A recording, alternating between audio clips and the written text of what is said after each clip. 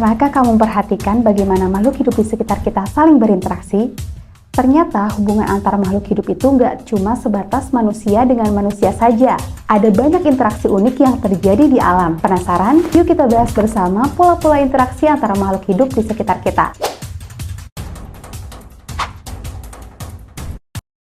Salah satu pola interaksi yang paling umum adalah simbiosis. Dalam simbiosis, dua makhluk hidup berdampingan dan saling mempengaruhi. Ada 3 jenis simbiosis utama, mutualisme, komensalisme, dan parasitisme. Mari kita bahas satu persatu. Simbiosis mutualisme. Siapa bilang cuma manusia aja yang bisa pacaran? Di dunia hewan, banyak banget contoh simbiosis mutualisme yang kayak orang lagi pacaran. Misalnya ikan badut dan anemon laut. Mereka ini saling nguntungin. Si ikan badut dapat perlindungan, si anemon laut dapat sisa-sisa makanan dari ikan badut. Sweet banget kan? Intinya mutualisme ini saling menguntungkan antara kedua belah pihak. Yang selanjutnya, komensalisme. Bayangin kamu lagi duduk di taman. Terus ada burung yang hinggap di bahumu. Burungnya sih enak-enak aja, dapat tempat yang nyaman buat istirahat. Tapi kamu juga gak merasa terganggu kan? Nah itu contoh simple dari komensalisme. Komensalisme itu kayak hubungan satu pihak yang menguntungkan, sedangkan pihak lain tidak untung, tidak rugi. Contoh di alam itu ikan remora dan ikan hiu. Ikan remora ini unik banget. Dia suka menempel di tubuh ikan hiu. Kenapa? Soalnya dia bisa dapat sisa-sisa makanan dari ikan hiu. Sedangkan si hiu, ya sudah, dia mah nggak peduli. Yang ketiga, parasitisme. Bukan cuma di hubungan manusia, ada juga loh hubungan toksik di alam, misalnya kutu yang menghisap darah anjing. Si kutu mah enak aja, dia dapat makanan gratis, sedangkan si anjing dapat gatal-gatal. Kasian banget kan? Parasitisme itu kayak hubungan gak adil. Ada satu makhluk hidup yang untung banget, tapi yang lain malah dirugikan. Si makhluk hidup yang untung disebut dengan parasit, dan si makhluk hidup yang dirugikan disebut inang. Biasanya si parasit itu hidup menumpang dan mengambil makanan dari inang. Istilahnya hidup nyaman di atas penderitaan orang lain ya. Selanjutnya, predasi. Selain simbiosis, ada juga interaksi yang melibatkan makan dimakan. Ini disebut dengan predasi. Nah, kalau yang ini udah kayak film-film action.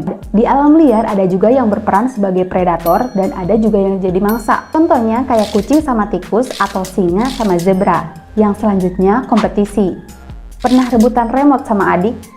Nah, itu contoh simple dari kompetisi. Kompetisi itu udah kayak lomba, tapi hadiahnya bisa berupa makanan, pasangan, tempat tinggal, atau hanya sekedar perhatian. Kenapa kompetisi ini bisa terjadi? Dalam kehidupan, sumber daya seperti tempat tinggal, makanan, atau pasangan terkadang terbatas. Hal ini menyebabkan makhluk hidup harus bersaing untuk mendapatkannya. Contohnya, singa dan hiena. Mereka seringkali bertengkar untuk memperebutkan mangsa. Selain simbiosis, predasi, dan kompetisi, ada juga interaksi lain yaitu amensalisme. Bayangin kamu lagi jalan-jalan di hutan, tiba-tiba kaki kamu kepeleset karena ada akar pohon yang menonjol. Kamu merasakan kesakitan dan kotor, sedangkan akar pohon tidak merasakan apa-apa. Nah, ini contoh sederhana dari amensalisme. Jadi, amensalisme itu kayak hubungan satu arah yang merugikan. Ada satu pihak yang merasakan dirugikan, dan satu pihak lagi tidak merasa diuntungkan dan tidak merasa dirugikan. Contoh di alam adalah pohon walnut dan pohon lainnya. Pohon walnut ini unik karena dia itu ngasilin zat kimia yang dapat menghambat pertumbuhan tanaman lain. Jadi tanaman yang tumbuh di sekitar pohon walnut akan terhambat pertumbuhannya. Yang terakhir adalah netralisme. Jadinya netralisme itu kayak hubungan yang netral banget. Dua makhluk hidup yang berbeda jenis yang hidup di tempat yang sama tapi tidak saling mempengaruhi, tidak saling menguntungkan, tidak saling merugikan. Jadi kayak teman satu lingkungan tapi hidupnya masing-masing. Contohnya semut dan rayap. Semut dan rayap ini sama-sama serangga sosial. Mereka suka bikin sarang di tanah. Meskipun kadang sarangnya deketan, tapi mereka tidak saling menyerang. Dari penjelasan-penjelasan barusan, kita dapat melihat betapa kompleks dan menariknya pola-pola interaksi antar makhluk hidup. Setiap interaksi memiliki peran dalam menjaga keseimbangan ekosistem. Jadi, jangan lupa saling menghargai antara sesama makhluk hidup di sekitar kita ya.